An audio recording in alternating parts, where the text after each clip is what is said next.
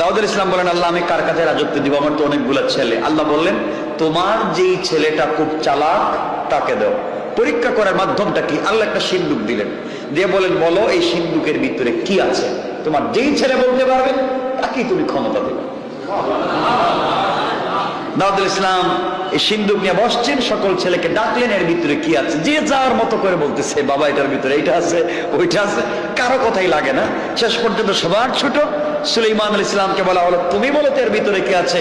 সুলাইমান বলেন, বাবা এর ভিতরে আছে একটা আংটি। আল্লাহু আকবার বলেন। দাউদ আলাইহিস সালাম এই সিন্দুক খুললেন, খুলে দেখেন সত্যি এর ভিতরে একটা আংটি আছে। সন্তানের কথা সত্য হলো, তিনি সন্তানকে আংটিটা পরায়া দিলেন এবং রাজ মুকুটটা তার মাথায় পরায়া দিলেন। যেই সময় আংটিটা হাতে পরায়া দিলেন, দিতে দেরি হয়েছে, সাথে সাথে বাতাস তার করায়ত্ত চলে এসছে। বাতাস তার কথা শুনতে বাধ্য, জিন্নাত তার কথা শুনতে বাধ্য।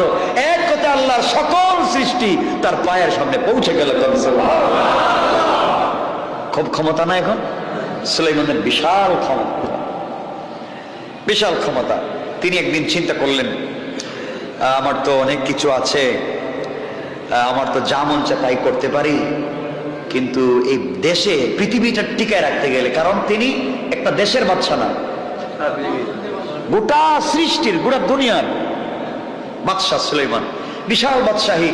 তিনি বললেন, এতগুলা টিকায় রাখতে গেলে নিজস্ব সেনাবাহিনী না থাকলে এগুলা থাকে না, কারণ সেনাবাহিনী বেইমানি মাঝে মাঝে করতে পারে। কথা বলে থাকে, নিজস্ব সেনাবাহিনী থাকলে ভর থাকে যে এটা কমপক্ষে বেইমানি করবে না, মিথ্যা বলবে না। তিনি চিন্তা করলেন, ওই সময় ইতিহাসে তারিখে পাওয়া যায় ওই সময় তার 1000 স্ত্রী ছিলেন। কয় হাজার? এই পুরুষটা চিন্তা করছেন আমাদের মতো, কয়জন বউ রাখছে? বউ 1000, বাদী দাসী তো অভাব। এই ওয়াজে যাচ্ছি না আজকে। 1000 স্ত্রী। চিন্তা করেন, আমি আজকের রাত্রে 1000 স্ত্রীর সাথে মেলামেশা করব, আমার বিশ্বাস 1000 ছেলে সন্তান হবে, এবং 1000 ছেলেকে আমি সেনাপতি বানাবো, এবং 1000 ছেলের মাধ্যমে আমি এই পৃথিবীতে দিন জিন্দা রাখবো। তার চিন্তাটা খারাপ? বলেন না? ভালো, কিন্তু ইনশাল্লাহ বলেন নাই। ছোট একটা কথা, ইনশাল্লাহ তিনি বলেন নাই। আমি একমাত্র বোঝাবার জন্য কথাটা বলছি।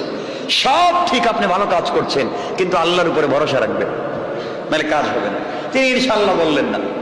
তিনি 1000 স্ত্রীর সাথে মেলামেশা করলেন, 1000 স্ত্রীর কেউই প্রেগনেন্ট হলেন না, গর্ভবতী হলেন না, হয়েছেন মাত্র একজন।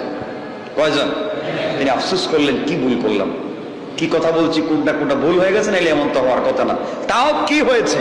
যিনি প্রেগনেন্ট হয়েছেন, ডেলিভারি কি দিয়েছেন? আল্লাহ কোরআনে কারীমের 38 নম্বর সূরা সাদের 34 নম্বর আয়াতে আল্লাহ বলেন, আল্লাহ রাব্বুল ইজ্জত ওয়াল জালাল বলেন, ওয়ালাকাদ ফাতান্না সুলাইমান ওয়া আলকাইনা আলা কুরসিহি জাসাদা সুম্মা আনা।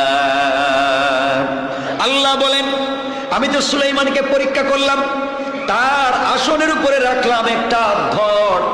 আল্লাহ রাব্বুল ইজ্জত ওয়াল জালাল বললেন, প্রসব হওয়ার পরে দাত্রী, স্ত্রী যখন প্রসব করলো, দাত্রী দেখলো এটা কোনো মানুষ না, হাত নাই, পা নাই, একটা মাংসের টুকরা, গোশতের টুকরা, গোশতের টুকরা।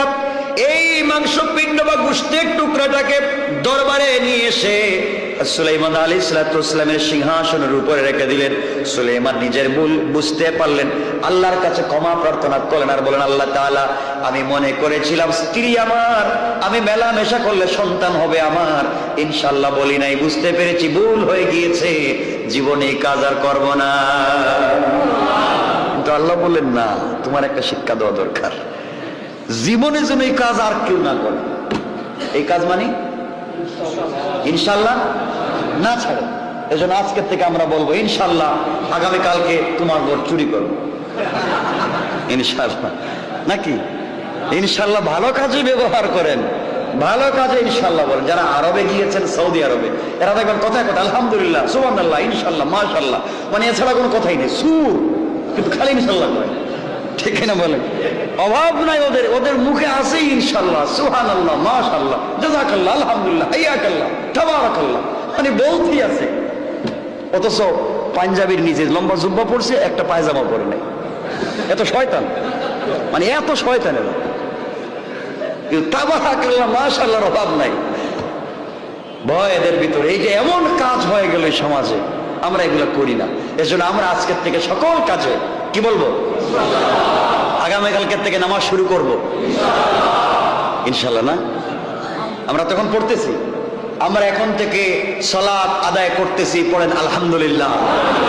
এবং আজকে রাত্র থেকে পূর্ণাঙ্গ সালাত আদায় করার চেষ্টা করব ইনশাআল্লাহ। আল্লাহ যেন কবুল করেন, আমিন।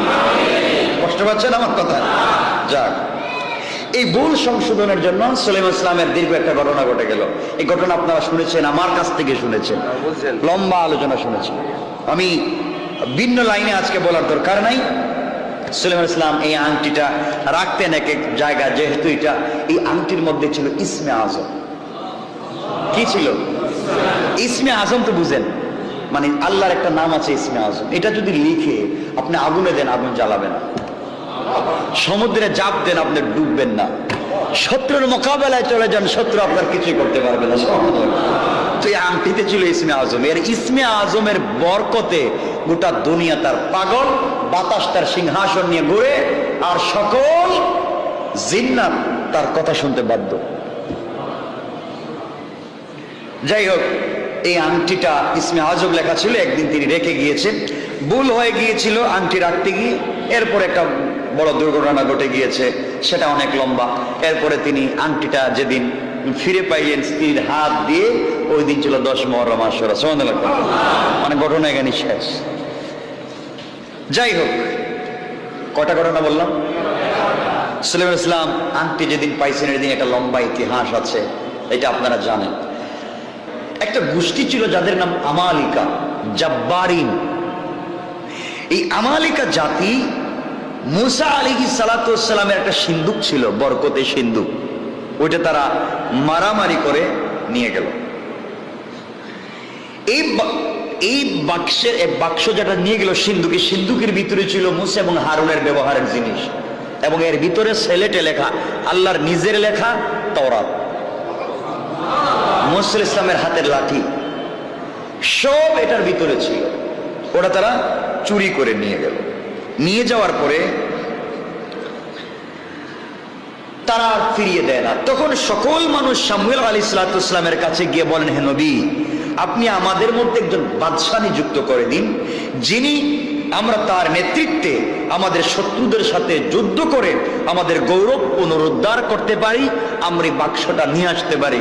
কারণ এর ভিতরে সব বরকত তোরা নিয়ে গেছে, এখন আমরা বড় বিপদে আছি। জাতি গিয়ে বলছে কাকে?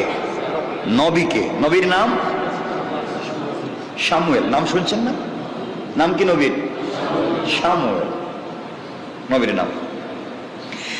এই কথাগুলো আমার আল্লাহ কোরআনে কারীমের ভিতরে সূরা বাকারা এভাবে ইরশাদ করলেন।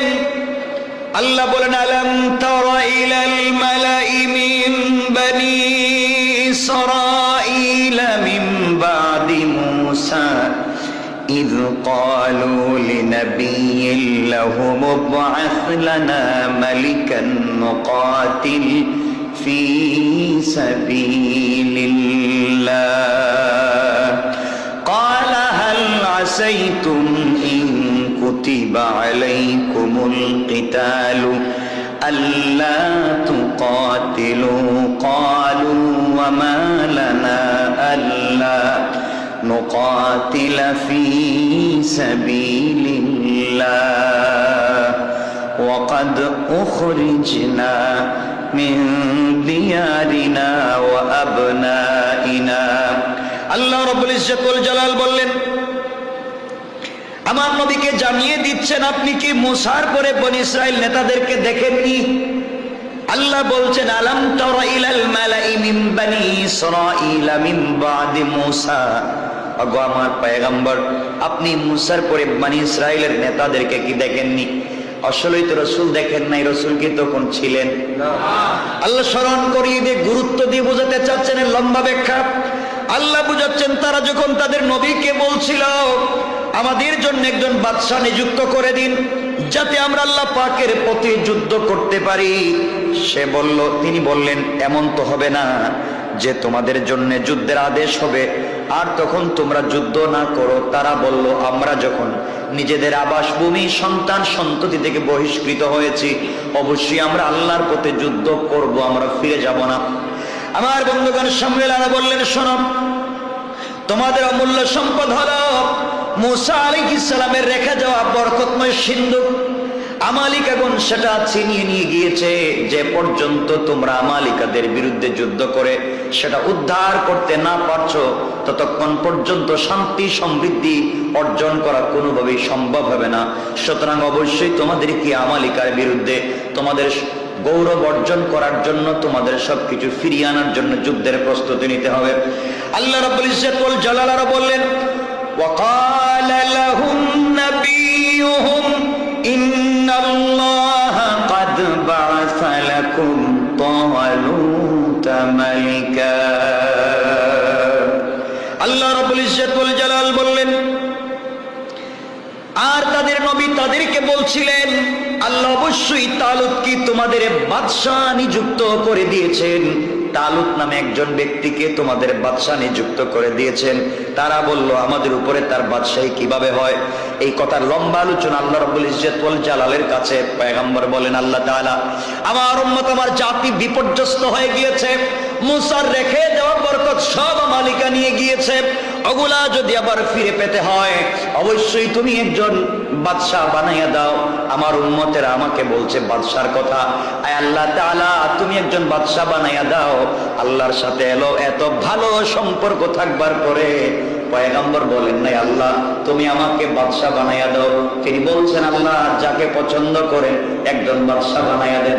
আর আমাদের সাথে যদি বড় বড় নেতাদের সম্পর্ক হয়, আমরা অন্যের কথা বলি না, টাকা পয়সা দিও চাই না, টাকা লাগলে টাকা নেই, দখল করে চাইলে বাড়িও 2-4টা দিব, এরপর নেতা আমারে বানা, ঠিক কিনা বলেন? আমার নেতা বানা, দরকার 2-4টা বাড়িও দখল করে দিই। হযরত শামুয়েল বলেন, আল্লাহ তাআলা, আমি জামানার পয়গম্বর, আমি বলতে পারতাম আপনি আমাকে পয়গম্বরের সাথে সাথে রাজত্ব দান করেন। আল্লাহর কাছে তিনি বললেন, কত সুন্দর তার বাচনিক ভঙ্গি। আল্লাহর কাছে বলেন, আল্লাহ তাআলা, যার মাধ্যমে এই দেশে বিজয় অর্জন করা যাবে, যার ক্ষমতার প্রভাবের মাধ্যমে এই দেশের ভিতর আবার সিন্ধুক ফিরে আসবে, এমন একজন ব্যক্তি চাই। আল্লাহ রাব্বুল ইজ্জত ওয়াল জালাল তালুত নামে একজন ব্যক্তিকে মনোনীত করেন। আল্লাহ বললেন, ক্বালু আন্না ইয়াকুনু লাহুল মুলকু আলাইনা ওয়া নাহনু আহাক্কু বিল মুলকি মিনহু ওয়া লাম ইউতা সাআতাম মিনাল মাল। আল্লাহ রাব্বুল ইজ্জত ওয়াল জালাল বললেন, তালুতকে আমি বাদশা বানাইয়া দিলাম। যেই মাত্র তালুতের কথা আল্লাহ ঘোষণা করলেন, এমন সময় শামুয়েলের অনুসারী অর্থাৎ বনি ইসরাইল বলতে লাগলো, আমাদের নবী, আপনি পয়গম্বর, আপনার কাছে চাইলাম একজন বাদশার কথা, এমন একজন ব্যক্তির নাম ঘোষণা করছেন, ও তো বংশের দিক থেকেও আমাদের চাইতে বড় না, ক্ষমতার দিক চাইতেও বড় না, আর তো গরিব মানুষ, 3 বেলার 1 বেলা খাবার নাই, এমন লোকটাকে কি আবার বাদশা বানাইয়া দিলেন? এক কথায় তারা বলতে লাগলো, তার প্রচুর ধন সম্পদ নাই, আমাদের সম্পত্তি আছে, আমাদেরকে কেন বানানো হলো না? তিনি বললেন, আল্লাহ অবশ্যই তাকে মনোনীত করেছেন, তিনি তাকে জ্ঞানে এবং দেহে সমৃদ্ধ করেছেন। তার দুনিয়ার সম্পত্তি না থাকতে পারে, কিন্তু তার জ্ঞান আছে, হিকমত আছে, দেহটা বড় আছে। সুতরাং আল্লাহ যাকে ইচ্ছা তাকে রাজত্ব দান করেন। আল্লাহ রাব্বুল ইজ্জত ওয়াল জালাল বললেন, আল্লাহু ইউতি মুলকাহু মান ইয়াশা ওয়াল্লাহু ওয়াসিউন আলীম। আল্লাহ রাব্বুল ইজ্জত ওয়াল জালাল বললেন, আল্লাহ যাকে ইচ্ছা তার রাজত্ব দান করেন। আল্লাহ প্রাচুর্যময়, আল্লাহ প্রজ্ঞাময়, আল্লাহ বুঝেন কার মাধ্যমে কি হবে। এজন্য আমার বুঝে ধরুক আর না ধরুক, আমার মেধার জ্ঞানে ধরুক আর না ধরুক, আল্লাহ যেটাকে ফয়সালা করে দিয়েছেন, আল্লাহ যেটাকে মীমাংসা করে দিয়েছেন, আল্লাহ যেটা সিদ্ধান্ত দিয়েছেন, আমার বুঝে ধরুক তোমার বুঝে ধরুক আমি জানতে চাই না। আল্লাহ গরিব লোকটাকে বাদশা বানাইয়া দিয়েছেন, আমিও মানি, তোমরাও মানো। আমার বিশ্বাস এই ব্যক্তির মাধ্যমে জালুত থেকে সিন্ধুক নিয়ে আসা যাবে। সুবহানাল্লাহ। আল্লাহ রাব্বুল ইজ্জত ওয়াল জালাল বুঝাতে চান, বনি ইসরাইল তোমরা শোনো, তোমরা মনে করেছো ক্ষমতার প্রভাব কাঠাইয়া, রাজত্বের প্রভাব কাঠাইয়া, প্রচুর ধন সম্পদের মাধ্যমে তোমরা বিজয় অর্জন করতে পারবে। আমি আল্লাহ রাব্বুল ইজ্জত ওয়াল জালাল বুঝাইয়া দিলাম, প্রচুর সম্পদের মাধ্যমে বিজয় অর্জন করা যাবে না, ক্ষমতা প্রভাবের মাধ্যমে বিজয় অর্জন করা যাবে না। আমি আল্লাহ একটা গরিব লোককে তোমাদের নেতা বানাইয়া বুঝাইয়া দিলাম, ক্ষমতার মালিকে কচ্ছত্র আমি আল্লাহ যাকে ইচ্ছা দিতে পারি, যার কাছ থেকে ইচ্ছা নিতে পারি, এবং আমি আল্লাহ চাইলে যেই কাজ প্রেসিডেন্ট করতে পারে না ওই কাজ এই রিক্সাওয়ালার মাধ্যমে করাইয়া পাবলিককে দেখাইয়া দিতে পারি। এই জন্য আল্লাহ বললেন, তোমাদের ক্ষমতা আছে, তোমাদের প্রভাব আছে, তোমাদের সামর্থ্য আছে, তোমাদের টাকা পয়সা আছে, আমি জানি ওগুলার মাধ্যমে তোমরা জালুত থেকে সিন্ধুক ছিনিয়ে আনতে পারো নাই। আমি আল্লাহ এমন একটা গরিব লোককে তোমাদের নেতা বাদশা বানাইয়া দিলাম, ওই লোকটা দুনিয়ার গরিব হতে পারে, তার ভিতরটা হচ্ছে আমি আল্লাহর তাওহীদে ভরা। সুবহানাল্লাহ। যেহেতু তার ভিতরে আছে, আমার বিশ্বাস যেহেতু তার ভিতরে আছে, দুনিয়ার সম্পত্তি লাগবে না। আমার বিশ্বাস নিয়ে যদি রাস্তায় দাঁড়িয়ে যায়, আমি আল্লাহ ওই ব্যক্তির মাধ্যমে আবার তোমাদেরকে বিজয় দেব। সুবহানাল্লাহ। তাদের নবী আর বলতে লাগলেন, আল্লাহ সূরা বাকারা আলো বলেন, وقال لهم نبيهم إن آية ملكه أن يأتيكم التابوت فيه سكينة من ربكم وبقية مما ترك آل موسى وآل هارون تحمله الملائكة إن في ذلك لآية لكم إن كنتم মুমিনিন। আল্লাহ রাব্বুল ইজ্জত ওয়াল জালাল বললেন, তাদের নবী তাদেরকে আরো বলল, তার বাদশাহীর আলামত তোমরা জানো না? যে লোকটাকে আমি আল্লাহ বাদশাহ বানাইয়া দিয়েছি সে গরিব, তার ক্ষমতা নাই, এই জন্য তোমরা তাকে মানতে চাও না। আমি আল্লাহ বললাম, তার বাদশাহী প্রতিষ্ঠিত হওয়ার সব থেকে বড় আলামত হলো তোমাদের কাছে সেই সিন্ধুক আসবে, তোমাদের স্রষ্টার কাছ থেকে প্রশান্তি, মূসা, হারুন এবং তার বংশের পরিত্যাগ করা সব জিনিসপত্র যেই সিন্ধুকের ভিতরে আছে, এই সিন্ধুকটা এই তালুত জালেম বাদশার কাছ থেকে ছিনিয়ে আনতে পারবে। আল্লাহ বুঝাইয়া দিতে চান, আমি চাইলে একজন নিরীহ গরিব মানুষের মাধ্যমে প্রভাবশালী ক্ষমতাবানদেরকে জমিন থেকে নিচে নামাইয়া আমি আল্লাহ চাইলে দুনিয়ার মানুষকে দেখায় দিতে পারে। কোন ঠিক কিনা? পারেন না? আমি বলছি না, আল্লাহ কথাগুলো বলছেন। এরপর আল্লাহ বলছেন, তোমরা যদি মুমিন হয়, ইন্না ফি যালিকা লাআয়াতাল লাকুম ইন কুনতুম মুমিনিন, অবশ্যই তোমরা যদি মুমিন হও তবেই তোমাদের জন্য আলামত রয়েছে, তোমরা মুমিন হলেই বুঝতে পারবে।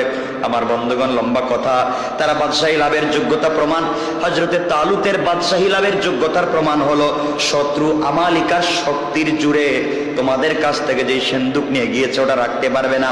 ওটা আমি আল্লাহ রাব্বুল ইজ্জত ওয়াল জালাল তালুতকে বাদশা বানানোর সাথে সাথে ফেরেশতার মাধ্যমে তোমাদের কাছে পৌঁছে দেওয়ার ব্যবস্থা করে দিলাম। লম্বা কথা, আমি সেদিকে যাচ্ছি না। এক পর্যায়ে আমালিকা যে জাতি সিন্ধুক চুরি করে নিয়ে গেছে লাভের আশায়, এখানে সব বরকত আছে, তাহলে আমরা বরকতগুলো নিয়ে নিই। চুরি করে নিয়ে গেছে, চুরি করে নিয়ে যাওয়ার পরে মহা বিপদে পড়ছে। সিন্ধুক যেখানেই রাখে সেখানেই দুর্ঘটনা ঘটে। ছিল এটার ভিতরে বরকত, রহমত, কিন্তু তাদের কাছে নিয়ে যাওয়ার পর এটা বিপদের কারণ হয়েছে। কারণ যার কাছে যে জিনিস থাকবার কথা তার কাছে যদি না থাকে তাহলে কি হয় বলেন তো? বিপদ হবে না? এজন্য বানরকে কিন্তু গাছে উঠানো শিখাইয়েন না, ও যেখানে পারে ওখানে কূপ দিবে। কথা বলেন না কেন? আমার বন্ধুগণ, এক পর্যায়ে সিন্ধুক শেষ পর্যন্ত তারা চিন্তা করলে তালা খুলতে হবে, যারাই তালা খুলতে যায় তারাই মরে যায়। তালা তো খুলতে পারে না, কারণ এর ভিতরেই তো সব আছে না বাহিরে? কিন্তু তালা খুলতে তারা চিন্তা করলো তালাই যখন খোলা যায় না, লোহার সিন্ধুক এটা আগুনে ফেলাইয়া দিই, আগুনে দিলে লোহা কি হয়? গলে যায়। তারা পুরো সিন্ধুকটাকে আগুনে ফেলাইয়া দিয়েছে, ফেলানোর সাথে সাথে আগুন নিভে গেছে। আল্লাহু আকবার বলুন।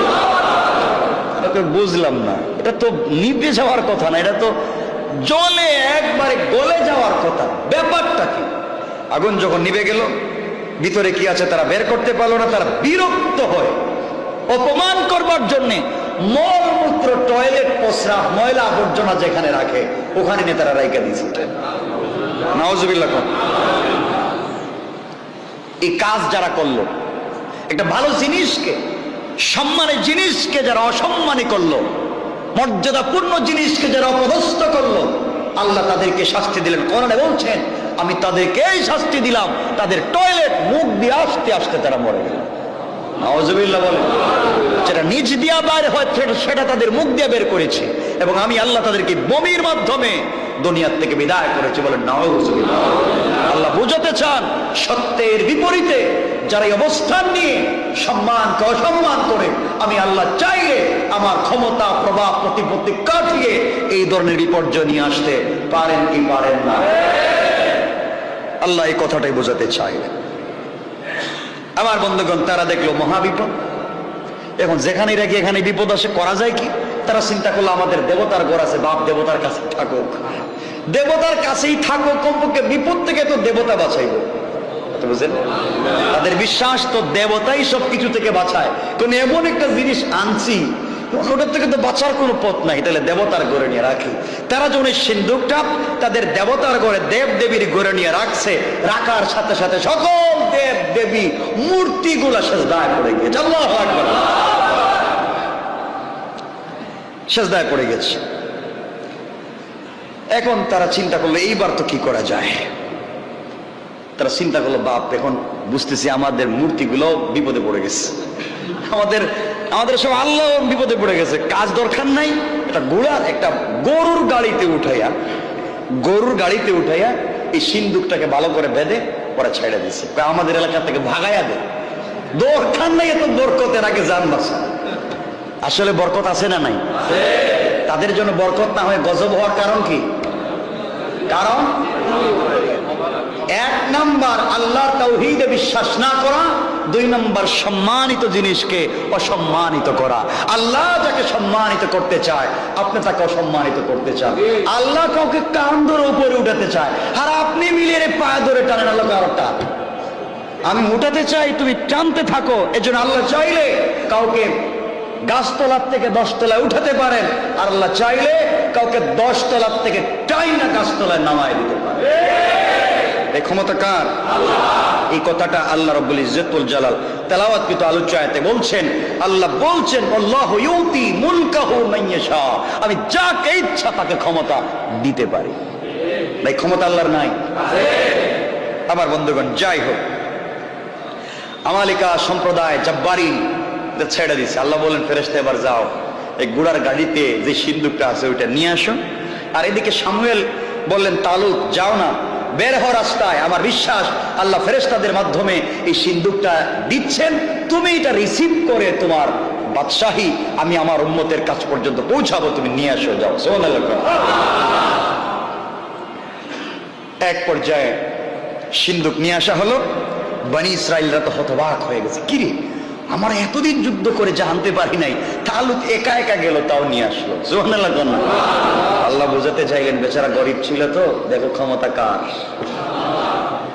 যাই হোক,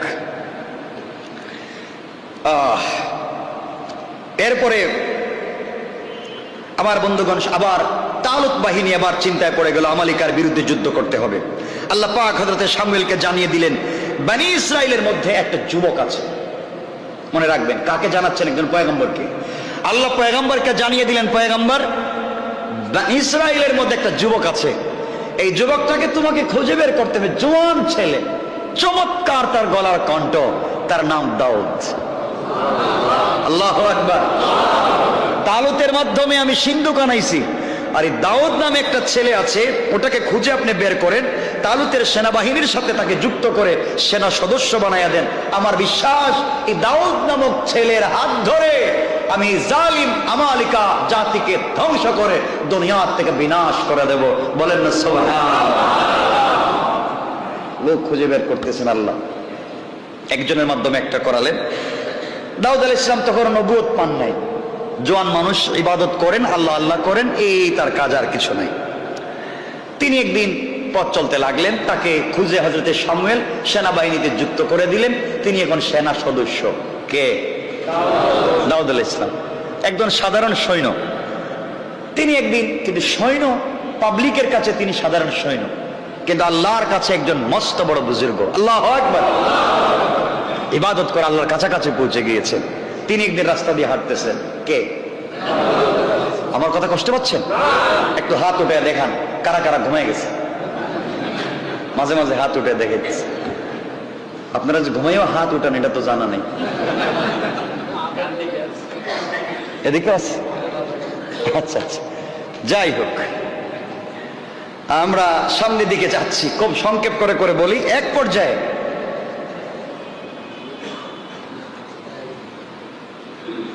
এই ঘটনাগুলোর থেকে কিছু বুঝতেছেন আপনারা? কিছু শিক্ষা পাচ্ছেন? এক পর্যায়ে হযরতে দাউদ ইসলাম হাঁটতেছেন রাস্তা দিয়ে। আমার মুসলমান বন্ধুগণ, গভীর মনোযোগ। বনি ইসরাইলের জওয়ান যুবক দাউদ রাস্তা দিয়ে হেঁটে যাচ্ছেন।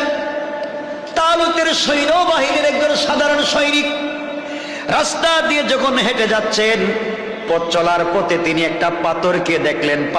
পাথর রাস্তায় পড়ে আছে, ছোট্ট একটা পাথর। তিনি যখন হেঁটে যাচ্ছেন, পাথর তাকে সালাম দিচ্ছে। সালাম দিয়ে ডাক দিয়ে বলছে, দাউদ তুমি আমাকে চিনো না? আমি কিন্তু তোমাকে ভালো করে চিনি, কারণ আল্লাহ যে যুবকটাকে চিনতে পেরেছে, আমি পাথর ওই যুবকটাকে চিনতে ভুল করি না। দাউদ আমি তোমাকে চিনতে পেরেছি, তুমি আমাকে চিনো নাই। আমি দুনিয়ার সাধারণ রাস্তায় পড়ে থাকা পাথর না, আমি হযরতে হারুন আলাইহিস সালাতু ওয়াস সালামের হাতে থাকতাম। তিনি আমাকে দিয়ে তার শত্রুদেরকে হত্যা করতেন, আমি পাথরকে দিয়া। আপনি আমাকে নিয়ে রাখুন, হয়তো দুনিয়ার কোন কাজে আপনি আমাকে ব্যবহার করতে পারবেন। আমার বিশ্বাস হারুনকে যেইভাবে আমি সেভ করার জন্য আমি পাথর আঘাত করেছি তার শত্রুদেরকে, আপনি যদি আমাকে সাথে রাখেন, আমার বিশ্বাস আপনার শত্রুদের মোকাবেলায় আমি দাঁড়িয়ে যাব। দাউদ চিন্তায় পড়ে গেলেন, পাথর আবার কথা বলা শিখলো কোন দিন? পাথর দিকে রাস্তায় কথা বলে। তিনি চিন্তা করলেন, হারুন আলাইহিস সালামের হাতের জিনিস বরকত কম না বেশি? তিনি এটাকে তার ব্যাগের ভিতরে রাখলেন, কেউ বলছেন পকেটে রাখলেন। ব্যাগের ভিতরে রেখে তিনি হাঁটতে লাগলেন। কিছু দূর যাওয়ার পরে তিনি আরেকটা পাথর দেখতে পেলেন। আরেকটা পাথর তাকে সালাম দিয়ে বলছে, দাউদ আপনি আমাকে চিনবেন না? আমি মুসার হাতে সব সময় থাকতাম। শত্রুদেরকে যখন মুসা দেখতেন আমাকে দিয়ে আঘাত করতেন, শত্রু নিহত হয়ে যেত। আপনি প্রয়োজন বোধে আমাকে কাছে রাখতে পারেন, হয়তো বিপদে আপনারও কাজে লাগতে পারে। সুবহানাল্লাহ বলেন। কারণ ভালো করে মনে রাখবেন আমার বন্ধুগণ, ফলের গাছ বৃদ্ধ হয়ে গেলে কেটে ফেলবেন না। ফলের গাছ যদি বড় হয়, বৃদ্ধ হয়ে যায়, বুড়া হয়ে যায়, ফল দেয় না, ওই গাছটাকে কেটে ফেলে দিবেন না। গাছ যদি ফল আপনাকে দিতে নাও পারে, কিন্তু ছায়া দিয়ে যাবে। আপনি মনে রাখবেন, পানি যতই নষ্ট হয়ে যাক, পানি যতই দুর্গন্ধ হয়ে যাক, আপনি ওই পানিটাকে ফেলে দিবেন না।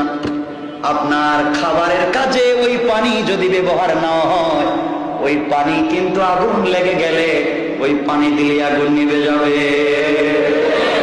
এই জন্য মনে রাখবেন, চলার পথে কাউকে যদি কলিজার ভিতরে স্থান দেন, তাকে হুট করে বের করে দিবেন না। হয়তো আপনার আজকে কাজে লাগে না, এমন কাজে লাগবে যে কাজ আর কারো দ্বারা হবে না। ঠিক কিনা বলেন? কতদিন করলে বুঝবে? আমার বন্ধুগণ, এক পর্যায়ে তিনি দুটো পাথরকে পকেটে রাখলেন অথবা থলিতে রাখলেন। ওই পাথর তাকে ডাক দিয়ে বলছে, শোনেন, চলার পথে আপনাকে জালুতের বিরুদ্ধে যুদ্ধ করা লাগতে পারে। ওই যুদ্ধে আপনি কেমনে মোকাবেলা করবেন? পাথর আমাকে কাজে লাগবে, সাথে রাখবেন, আমি আপনাকে সহযোগিতা করব। তিনি দুটো পাথর পকেটের ভিতরে রেখে দিলেন। চলার পথে আরো কিছু দূর চলে গেলেন, দেখেন আরেকটা পাথর তার সামনে পড়ে আছে। পাথরটি তাকে বলতে লাগলো, আপনি আমাকে সাথে নিয়ে যান, আর কিছু করতে না পারি শত্রুর মোকাবেলায় দাঁড়িয়ে যাব। তিনি চিন্তা করলেন পাথর আবার কথা বলতেছে, এতগুলা পাথর কথা বলল। ওই পাথরটা যখন 3 নাম্বার পাথর বলল, আমি আপনার শত্রুর মোকাবেলা করব, তিনি পাথরটাকে হাতে নিলেন। পকেটের 2টা পাথর অথবা থলের 2টা পাথর বলে দাউদ ঠিক বলছে। তিনি বলেন পাথর দেখে ঠিকও বুঝতে পারতেছে। সুবহানাল্লাহ বলেন। পাথর বলতেছে যে ও ঠিক বলছে, ওরা সাথে নেই। আমার বন্ধুগণ, ছিল 3টা পাথর আলাদা আলাদা। হযরতে দাউদ আলাইহিস সালাম 3টা পাথরকে যখন পকেটে নিলেন, তখন 3টা পাত্র হয়ে গেল একটা। আল্লাহু আকবার।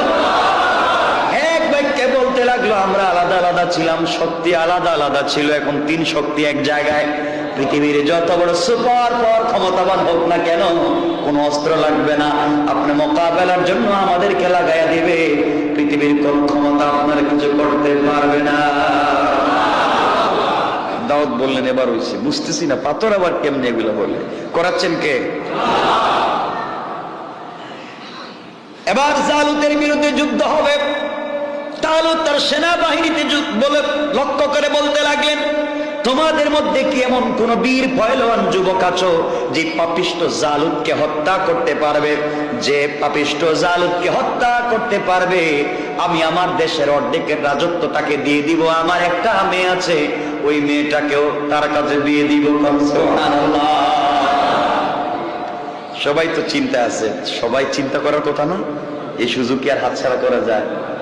বাদশার মেয়েও পাইলাম, দেশের অর্ধেক পাইলাম, সবাই নিজের বীরত্ব দেখাতে চায়। দাউদ আলাইহিস সালাম দাঁড়িয়ে গেলেন, বলেন বাদশাহ ফার্স্ট টাইম আমাকে দিয়ে কি পরীক্ষা করা যায়?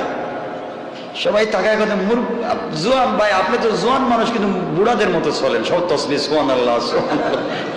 আপনি তো আছেন আর তসবিহ আছে, আপনি যুদ্ধ বিগ্রহ এগুলা কি বুঝবেন? আপনি এগুলা কি বুঝবেন? আপনি তো এগুলাতে নাই, আপনি তো আলাদা। তিনি বললেন বাদশাহ আমাকে কি একটু দেওয়া যায়? বাদশাহ বলেন আপনার কি কোনো অস্ত্র আছে? কিছুই নেই। আছে কি? আমার পকেটে একটা পাথর আছে। সুবহানাল্লাহ বলেন। আমার পকেটে একটা পাথর আছে, পাথর দিয়ে কি হবে? কিছু হবে কিনা জানি না, তবে আমার বিশ্বাস কিছু একটা হবে। আল্লাহু আকবার বলেন। এই বিশ্বাসই পৃথিবীতে মানুষকে পরিবর্তন করে দেয়। আপনি বিশ্বাস করবেন আমার কিছু হবে না, আপনি স্পিড, আপনি সীসা যারা প্রাচীরের মতো দাঁড়িয়ে যান, কিছু হবে না। দেখবেন এই আপনার বিশ্বাস, আপনার এই প্রচেষ্টাই 190% ওকে, ঠিক কিনা? আপনাকে দাঁড়াতে হবে বা স্পিড নিয়ে। আমার বন্ধুগণ, দাউদ আলাইহিস সালাম গেলেন যুদ্ধের ময়দানে। জালুত পৃথিবীর সব থেকে বড় শয়তান তখনকার সময়, তার নাম জালুত বাদশাহ। তার বিরুদ্ধে গিয়ে দাঁড়ালেন। জালুত বলতেছে, কিরে একটা ছোট্ট ছেলে, তুমি আমার বিরুদ্ধে আসছো যুদ্ধ করতে? আমার লজ্জার ব্যাপার, তুমি এখান থেকে যাও, তুমি এখান থেকে যাও। এটা অদক্ষ অযোগ্য যুবক, আমার বিরুদ্ধে যুদ্ধ করতে চাও, একজন শক্তিশালী লোককে পাঠাও। আর আমার বিরুদ্ধে যুদ্ধ করার মতো ক্ষমতা একমাত্র তালুতের আছে, সুতরাং তোমাদের বাদশাকে পাঠাও। দাউদ আলাইহিস সালাম বলেন, এগুলা এই কিচ্ছা কাহিনী বাদ দেন, এই ওয়াজ নসিহতের দরকার নাই, আপনি আমার সাথে যুদ্ধ করতে পারবেন কিনা এটা বলেন। জালুত বলতেছে, তুই কি বলছিস? একটা পিচ্চি ছেলে আমার হাঁটুর কাছাকাছি পড়ে যায়, তুই আবার যুদ্ধ করবে আমার সাথে? দাউদ বলেন, এই ক্ষমতা যা ছিল এতদিন তোমার, আর যাই হোক আমার ভিতরে আল্লাহর তাওহীদ আছে। বাদশার উঠছে রাগ। এত টিটকারে দুষ্টামি করলে রাগ উঠবে না? সে তার সমূহ ক্ষমতা দিয়ে, শক্তি দিয়ে হযরত দাউদ আলাইহিস সালামের উপর আক্রমণ করেছে। কিন্তু আক্রমণ তো করেছে ঠিকই, মারছে তো জোরে। দেখে দাউদ থেকে অনেক দূরে পড়ছে, উপরে পড়ে নাই। চিন্তা করলো আমার একটা ভুল হইলো। দাউদ বলেন, এবার রেডি হও। জালুত বলতেছে, রেডি হবো মানে তোমার কাছে তো কিছুই নাই, দেখলাম হাত খালি। বলেন বাইর করতেছি।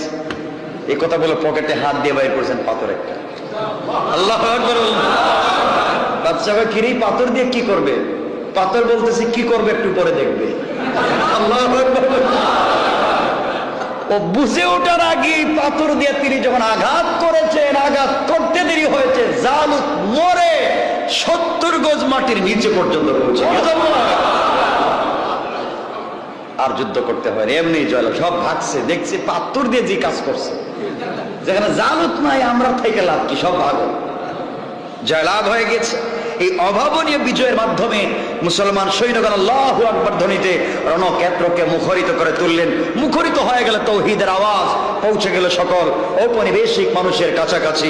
আল্লাহ রাব্বুল ইজ্জত ওয়াল জালাল তালুতকে স্মরণ করিয়ে দিলেন, তালুত তুমি না ওয়াদা করেছিলা যেই ব্যক্তি এই কাজটা করতে পারবে তাকে রাজত্বের অর্ধেক দিবা, নিজের মেয়েকে বিয়ে দিবা, এখন দাউদের কাছে বিয়ে দাও। সুবহানাল্লাহ বলেন না? বিয়ে দিলেন। কিছুদিন পরে দাউদ আলাইহিস সালামের শ্বশুরের নাম কি? তালুত। তিনি ইন্তেকাল করলেন। তিনি বাকি অর্ধেকের মালিক হয়ে পুরো রাজত্বের মালিক হয়ে গেলেন। সুবহানাল্লাহ। রাজত্বের মালিক হওয়ার পাশাপাশি আল্লাহ রাব্বুল ইজ্জত ওয়াল জালাল তাকে নবুয়তের মর্যাদায় ভূষিত করলেন। বলেন সুবহানাল্লাহ। এই যে দিন রাজত্ব লাভ করলেন, এই দিন ছিল 10 মুহররম আশুরা।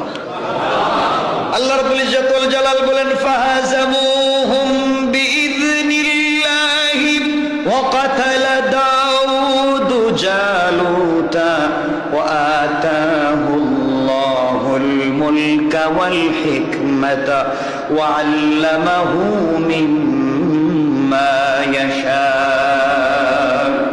আল্লাহ রাব্বুল ইজ্জত ওয়াল জালাল বললেন জালুতকে হত্যা করা হলো, আল্লাহ তাকে রাজত্ব এবং হিকমত দান করলেন, যা তিনি ইচ্ছা করলেন তা তাকে শিক্ষা দিলেন। আল্লাহ রাব্বুল ইজ্জত ওয়াল জালাল যা ইচ্ছা করলেন দাউদ আলাইহিস সালামকে শিক্ষা দিলেন। এর মাধ্যমে আল্লাহ রাব্বুল ইজ্জত ওয়াল জালাল যেই দিনে দাউদ আলাইহিস সালামকে রাজত্ব দান করলেন, ক্ষমতা দিলেন পূর্ণাঙ্গ, ওই দিন ছিল 10 মুহররম আশুরা। পড়েন সুবহানাল্লাহ। আমাদের অনেক সময় যাচ্ছে, আপনাদের কষ্ট হচ্ছে? কয়টা গেছে? আজকে সবগুলোই শেষ করে দিন, আজকেই শেষ ইনশাআল্লাহ। ঠিক আছেন তো সবাই? আমার আজ আলোচনা করবো না, বাকিগুলোর নাম বলে বলে শেষ করে দেব, এরপরে শেষ করে দিই। আমার বন্ধুগণ কষ্ট হচ্ছে না তো? মনে থাকবে তো? কয়টা ঘটনা গেছে এই পর্যন্ত? 11 নম্বর। দাউদ আলাইহিস ইসলামের একজন পুত্র সন্তান ছিলেন যার নাম সুলাইমান আলাইহিস ইসলাম। এই সুলাইমান আলাইহিস ইসলাম একটা ঘটনার পরিপ্রেক্ষিতে রাজ্য হারিয়ে ফেলেছিলেন। রাজ্য হারিয়ে ফেলার কারণে যেই দিন রাজ্য ফিরে পেয়েছিলেন ওই দিন ছিল 10 মুহররম আশুরা। এই ঘটনা আপনারা জানেন, আমি সেদিকে যাব না, এই ঘটনা বলবো না। তবে আজকে ইচ্ছা এই ঘটনা আপনারা যেভাবে জানেন অন্য ইতিহাসে আরেকভাবে বর্ণনা করেছে, আমি সে ঘটনা বলার দিকে যাচ্ছি না, সেগুলো বলতেও চাই না। আমার বন্ধুগণ, যাই হোক, সুলাইমান আলাইহিস সালাম রাজ্য হারিয়েছিলেন কেন, এর লম্বা ঘটনা আমি 2-2.5 ঘন্টা আলোচনা করলে ওটা শেষ হবার না, সুতরাং ওদিকে যাবই না। আমি শুধু একথা বলতে চাই, সুলাইমান আলাইহিস সালাম যখন ছোট, দাউদ আলাইহিস সালাম বৃদ্ধ হয়ে গিয়েছে, আল্লাহ বললেন দাউদ তুমি তো ইন্তেকাল করবে আজ হোক কাল, তো তোমার রাজত্ব দেখবে কে? তুমি তোমার একটা বাচ্চাকে রাজত্ব দেও। দাউদ আলাইহিস সালাম বলেন আল্লাহ আমি কার কাছে রাজত্ব দিব? আমার তো অনেকগুলো ছেলে। আল্লাহ বললেন তোমার যেই ছেলেটা খুব চালাক তাকে দাও। পরীক্ষা করার মাধ্যমটা কি? আল্লাহ একটা সিন্দুক দিলেন, দিয়ে বলেন বলো এই সিন্দুকের ভিতরে কি আছে? তোমার যেই ছেলে বলতে পারবে তাকেই তুমি ক্ষমতা দেবে। দাউদ আলাইহিস সালাম এই সিন্দুক নিয়ে বসছেন, সকল ছেলেকে ডাকলেন, এর ভিতরে কি আছে? যে যার মতো করে বলতেছে বাবা এটার ভিতরে এইটা আছে ওইটা আছে, কারো কথাই লাগে না। শেষ পর্যন্ত সবার ছোট সুলাইমান আলাইহিস সালামকে বলা হলো তুমি বলো তো এর ভিতরে কি আছে? সুলাইমান বলেন বাবা এর ভিতরে আছে একটা আংটি।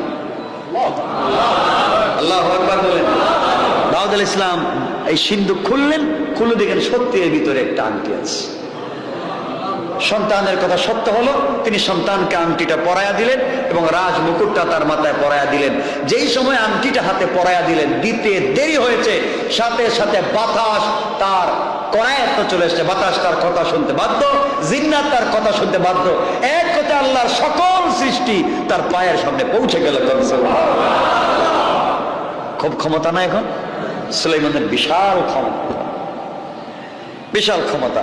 তিনি একদিন চিন্তা করলেন আমার তো অনেক কিছু আছে, আমার তো যা মন চায় তাই করতে পারি, কিন্তু এই দেশে পৃথিবীটা টিকায় রাখতে গেলে, কারণ তিনি একটা দেশের বাদশা না, গোটা সৃষ্টির গোটা দুনিয়ার বাদশাহ সুলাইমান, বিশাল বাদশাহী।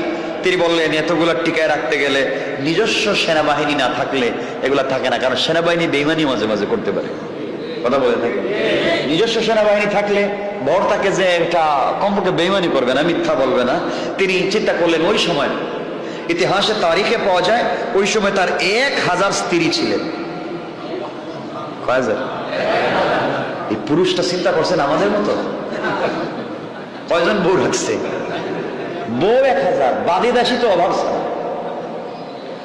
এই ওয়াজে যাচ্ছি না আজকে। 1000 স্ত্রী, চিন্তা করেন আমি আজকের রাত্রে 1000 স্ত্রীর সাথে মেলামেশা করব, আমার বিশ্বাস 1000 ছেলে সন্তান হবে, এবং 1000 ছেলেকে আমি সেনাপতি বানাবো, এবং 1000 ছেলের মাধ্যমে আমি পৃথিবীতে দিন জিন্দা রাখবো। তার চিন্তাটা খারাপ বলেন না? ভালো, কিন্তু ইনশাল্লাহ বলেন নাই। ছোট একটা কথা ইনশাল্লাহ তিনি বলেন নাই। আমি একমাত্র বোঝাবার জন্য কথাটা বলছি। সব ঠিক, আপনি ভালো কাজ করছেন, কিন্তু আল্লাহর উপরে ভরসা রাখবেন, মানে কাজ হবে না। তিনি ইনশাল্লাহ বললেন না। তিনি 1000 স্ত্রীর সাথে মেলামেশা করলেন, 1000 স্ত্রীর কেউই প্রেগনেন্ট হলেন না, গর্ভবতী হলেন না, হয়েছেন মাত্র একজন। কয়জন? তিনি আফসোস করলেন, কি ভুল করলাম, কি কথা বলছি, কোনটা কোনটা ভুল হয়ে গেছে, নাইলে এমন তো হওয়ার কথা না। তাও কি হয়েছে, যিনি প্রেগনেন্ট হয়েছেন, ডেলিভারি কি দিয়েছেন, আল্লাহ কোরআনে কারীমের 38 নম্বর সূরা সাদের 34 নম্বর আয়াতে আল্লাহ বলেন, আল্লাহ রাব্বুল ইজ্জত ওয়াল জালাল বলেন, ওয়ালাকাদ ফাতান্না সুলাইমান ওয়া আলকাইনা আলা কুরসিহি জাসাদা সুম্মা আনা। আল্লাহ বলেন আমি তো সুলাইমানকে পরীক্ষা করলাম, তার আসনের উপরে রাখলাম একটা ধর। আল্লাহ রাব্বুল ইজ্জত ওয়াল জালাল বললেন প্রসব হওয়ার পরে দাত্রী, স্ত্রী যখন প্রসব করলো, দাত্রী দেখলো এটা কোনো মানুষ না, হাত নাই পা নাই, একটা মাংসের টুকরা, গোশতের টুকরা, গোশতের টুকরা। এই মাংস পিণ্ড বা গোশতের টুকরাটাকে দরবারে নিয়ে এসে সুলাইমান আলাইহিস সালামের সিংহাসনের উপরে রেখে দিলেন। সুলাইমান নিজের ভুল বুঝতে পারলেন, আল্লাহর কাছে ক্ষমা প্রার্থনা করলেন, আর বলেন আল্লাহ তাআলা আমি মনে করেছিলাম স্ত্রী আমার, আমি মেলামেশা করলে সন্তান হবে আমার, ইনশাআল্লাহ বলি নাই, বুঝতে পেরেছি ভুল হয়ে গিয়েছে, জীবনে এই কাজ আর করব না। কিন্তু আল্লাহ বললেন না, তোমার একটা শিক্ষা দেওয়া দরকার, জীবনে যেন এই কাজ আর কেউ না করে। এই কাজ মানে ইনশাআল্লাহ না ছাড়ে। এজন্য আজকের থেকে আমরা বলবো ইনশাআল্লাহ আগামীকালকে তোমার ঘর চুরি করবো, ইনশাআল্লাহ, নাকি? ইনশাআল্লাহ ভালো কাজে ব্যবহার করেন, ভালো কাজে ইনশাআল্লাহ বলেন। যারা আরবে গিয়েছেন, সৌদি আরবে, এরা দেখবেন কথায় কথা আলহামদুলিল্লাহ, সুবহানাল্লাহ, ইনশাআল্লাহ, মাশাআল্লাহ, মানে এছাড়া কোনো কথাই নেই, সুর, কিন্তু খালি ইনশাআল্লাহ করে, ঠিক কিনা বলেন? অভাব নাই ওদের, ওদের মুখে আছে ইনশাআল্লাহ, সুবহানাল্লাহ, মাশাআল্লাহ, জাযাকাল্লাহ, আলহামদুলিল্লাহ, হাইয়াকাল্লাহ, তাবারাকাল্লাহ, মানে বলতেই আছে। অথচ পাঞ্জাবির নিচে লম্বা জুব্বা পরছে, একটা পায়জামা পরে নাই। এত শয়তান, মানে এত শয়তানের, কিন্তু তাবারাকাল্লাহ, মাশাআল্লাহর অভাব নাই। ভয় এদের ভিতরে। এই যে এমন কাজ হয়ে গেল এই সমাজে, আমরা এগুলো করি না।